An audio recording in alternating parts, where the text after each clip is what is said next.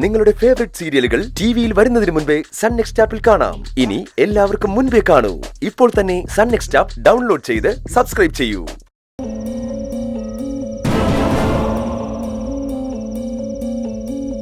ഇവളെന്തായി കാണിക്കാൻ പോന്നേ?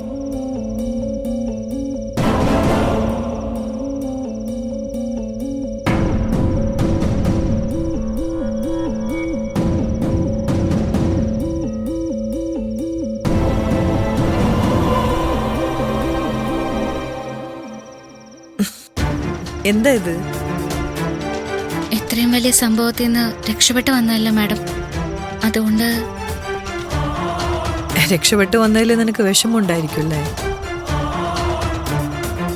ഉണ്ടാവും. കൊല്ലാൻ വിചാരിച്ചിട്ട് അത് നടക്കാതെ പോകുമ്പോ ആർക്കായാലും വിഷമം ഉണ്ടാവൂല്ലേ?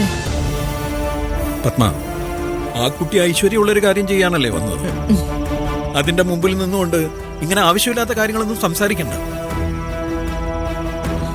മോളെ നന്ദിനി, മോളെ ആരതി ഒഴിഞ്ഞോളൂ.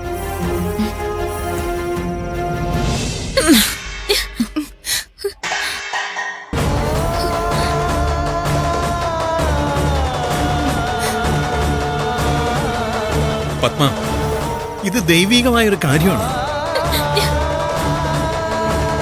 ഇവൾ എന്റെ മുമ്പിൽ വരുന്നത് ദൈവികമായിട്ടുള്ളൊരു കാര്യമല്ല,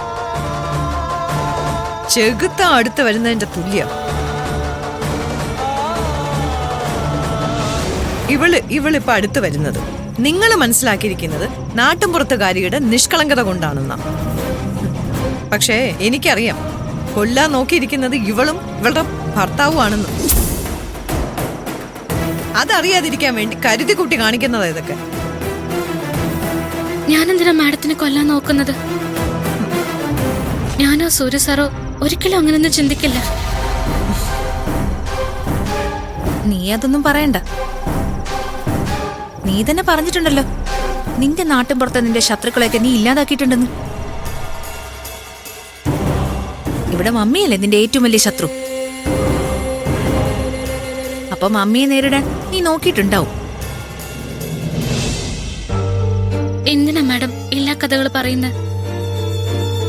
കമ്പനിയിൽ അങ്ങനെയൊക്കെ നടന്നതിന് ഞാനിങ്ങനെ ഉത്തരവാദിയാവും? അതിനുത്തരം പറയേണ്ടത് കമ്പനിയിലുള്ള ആളുകൾ തന്നെയല്ലേ? ഓ, കമ്പനിയിലുള്ള ആളുകളോ? ഇവിടെ ഇപ്പോ ആന്റി കഴിഞ്ഞാ പിന്നെ ഞാനല്ലേ ഉള്ളൂ. ഞാൻ എന്ത് ചെയ്തു എന്നാ പറയുന്നേ? ഞാൻ സാറിനൊന്നും പറഞ്ഞില്ലല്ലോ. പിന്നെ ആരെയടി നീ പറഞ്ഞേ? സ്വന്തം തലേന്ന് കുറ്റം മാറ്റി വെക്കാൻ ആർക്ക് നേരെ വിരൽ ചൂടാനും ഒരു മടിയില്ല. എന്റെ മക്കളെ, നിങ്ങളുടെ മമ്മിക്ക് ഓഫീസിൽ വെച്ചൊരു ഹെവി ഷോക്ക് അടിച്ചു. പക്ഷേ നിങ്ങൾക്കതിന്റെ പങ്കൊന്നും കിട്ടിയിട്ടില്ലല്ലോ. പിന്നെന്തുകൊണ്ടാ നിങ്ങളുടെ തല നേരെ നിൽക്കാത്തത്? ഓ, അപ്പോ എന്റെ തല നേരെ നിൽക്കുന്നില്ലല്ലേ? വേണമെങ്കിൽ നിങ്ങൾ എനിക്ക് ഭ്രാന്താണെന്ന് പറയും. നിങ്ങൾ അതും പറയും. നിങ്ങളുടെ മോനില്ലേ, അവനും അത് പറയും. നാളെ വേണമെങ്കിൽ ഭ്രാന്തിയായ പത്മയെ ഏതെങ്കിലും മുറിയിൽ പൂട്ടിയിട്ടൊന്നും വരും. നിങ്ങൾക്ക് വേണ്ടതേ നിങ്ങളുടെ ഈ മരുമോളെ മാത്രം, ഭാര്യ മക്കളെ ഒന്നല്ല. പത്മ, താമരത ആവശ്യമില്ലാത്തത് സംസാരിക്കരുത്. ഞാൻ എന്ത് കാര്യത്തിനാ തന്റെ കൂടെ നിൽക്കാതിരുന്നിട്ടുള്ളത്? അല്ല, നിങ്ങൾ എന്ത് കാര്യത്തിലാ എന്നോട് നിന്നിട്ടുള്ളത്? ദാ ഈ നിൽക്കുന്ന ഒരുത്തിക്ക് ചിക്കൻ ബോക്സ് വന്നപ്പോ നമ്മുടെ കുടുംബത്തിന്റെ മാനം നോക്കാതെ, നമ്മുടെ അഭിമാനത്തെ നോക്കാതെ ഒരുത്തൻ ഭിക്ഷ ഉണ്ടാൻ ചെന്നിരിക്കുന്നു. അവൻ അവന്റെ ഭാര്യയോട് അത്രക്കെങ്കിലും കാണിക്കുന്നുണ്ടല്ലോ. ഏതെങ്കിലും അല്ല എന്തെങ്കിലും ഒരു സമയത്ത് ഞാൻ പറയുന്ന കാര്യത്തിനോടൊപ്പം നിങ്ങൾ നിന്നിട്ടുണ്ടോ? ഒന്നെങ്കിൽ മൗനം, അല്ലെങ്കിൽ ഈ നിൽക്കുന്നവൾക്ക് വാഴ്ത്തിപ്പാട്ടും. അല്ലാതെ നിങ്ങൾ എന്താ ചെയ്തിട്ടുള്ളത്? പറയേ. ഡേ, നിങ്ങൾ വിശ്വസിച്ചാലും ഇല്ലെങ്കിലും ശരി, എന്നെ കൊല്ലാൻ ശ്രമിച്ചാണെന്ന് എനിക്ക് നന്നായിട്ട് അറിയാം. കമ്പനിയിൽ ഇന്ന് നടന്ന ഈ പ്രശ്നം ഇവള് പറയുന്നത് കേട്ട് നമ്മുടെ മകൻ സൂര്യയും കൂടെ പ്ലാൻ ചെയ്തതാ.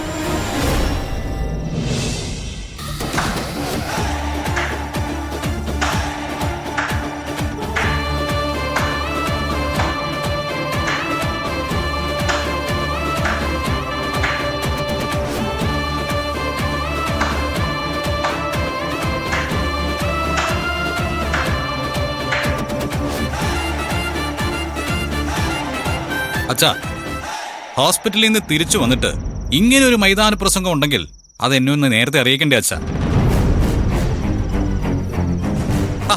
ഞാനൊന്ന് തയ്യാറെടുത്തിരിക്കുവായിരുന്നല്ലോ. നിന്റെ തയ്യാറെടുപ്പുകളെ കുറിച്ച് ഇനി നീ വിശദീകരിക്കണ്ട.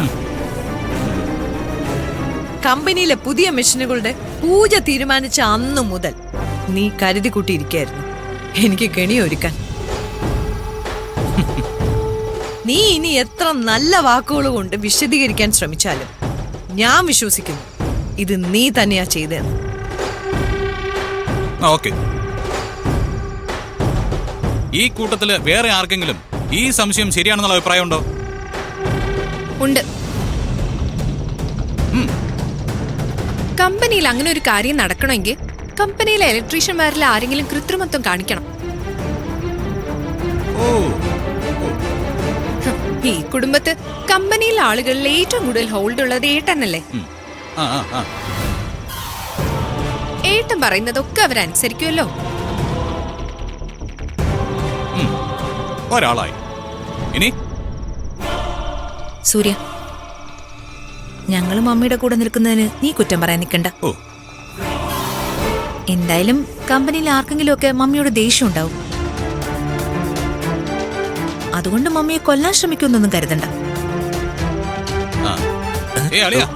മിസ്റ്റർ വിജയകുമാർ, കുറെ കാലമായിട്ട് കമ്പനിയിൽ താങ്കളുണ്ടല്ലോ. താങ്കളുടെ നിലപാടെന്താ?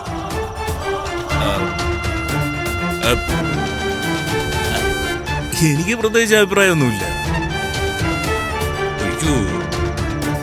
പിന്നെ ആന്റിക്ക് അങ്ങനെ ഒരു സംശയം ഉണ്ടെങ്കിൽ അതിലൊരു തെറ്റും കാണുന്നില്ല. ദാറ്റ് മീൻസ് എല്ലാവർക്കും എന്നെ ഒരുപോലെ സംശയമുണ്ടെന്ന്. എന്നെ മാത്രമല്ല, നന്ദിനിയാണ് എന്നെ ഉപദേശിച്ച് ചെയ്യിച്ചതെന്ന്. അപ്പോ ഞാൻ എന്താ ചെയ്യേണ്ടത്? സൂര്യ, നീ അത് വിട്ടുകളഞ്ഞേക്ക്. വിട്ടുകളയാൻ മാത്രം അത്ര നിസ്സാരമല്ലോ അച്ഛ ഇതൊക്കെ. ഓക്കെ, ഇവിടെ നിൽക്കുന്ന എല്ലാവർക്കും വേണമെങ്കിലും ഞാൻ ചോദിക്കുന്നതിനുള്ള മറുപടി പറയാം. കുറച്ചു മുമ്പേ ഹോസ്പിറ്റലിൽ വെച്ച് ഇതേ ചോദ്യം ഞാൻ ചോദിച്ചതാണ്. അമ്മ സ്വിച്ച് ഓൺ ചെയ്യുന്ന മെഷീനിൽ നിന്നും അമ്മയ്ക്ക് ഷോക്ക് അടിക്കണമെങ്കിൽ ഞാൻ ഏത് സ്വിച്ചിലായിരിക്കും ഷോക്ക് കൊടുക്കാൻ പറയുക?